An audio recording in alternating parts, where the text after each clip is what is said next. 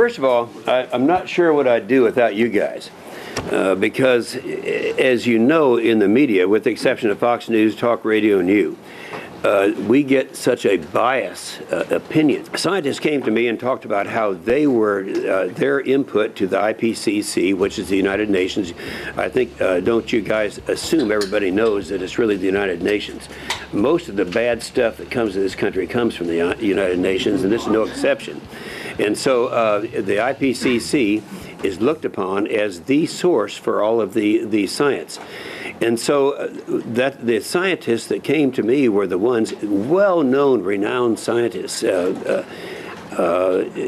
said that they could not get their views heard.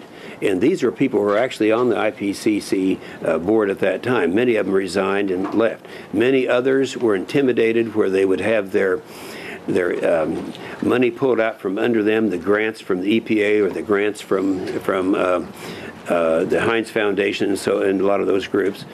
And so that intimidation was going on, and that got worse and worse, so that for over the next few years, so that 4 years ago, in '05, I made a speech on the Senate floor, and you can have access to this, and said what I felt was going on Cooking the Science. And ironically, this thing that happened just verified everything that I said 4 years ago. So this is not something that you can take lightly. So first of all, just a couple of comments on that. You have so many people now, and if you saw the Markey thing that I did last night, he's acting like, oh, that's just a handful of people. No, that's a misunderstanding and misinterpretation. Let's keep in mind, and you may have heard some of these before, so forgive me, but redundancy in this case is good. George Monboy with The Guardian, that's an environmental activist point of view. He said, pretending this is not a real crisis is not going to make it go away. Phil Jones has got to go.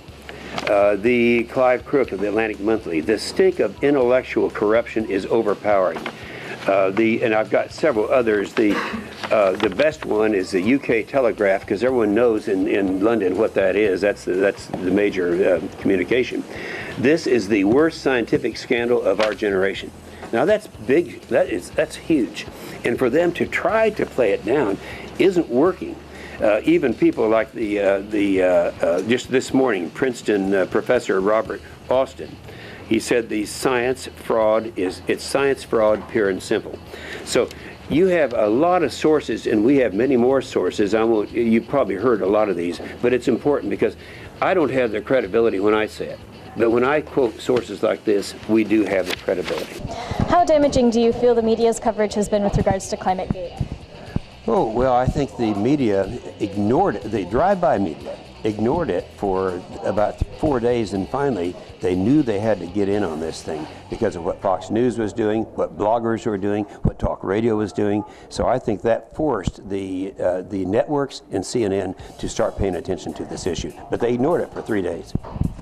What can bloggers and everyday American citizens do about this scandal? Well, first of all, keep in mind, this is a scandal to the dimensions. According to the UK Telegraph, it is the most significant scientific scandal in a generation. It doesn't get any stronger than that. So I think that bloggers need to keep this issue alive, and I'm sure they will.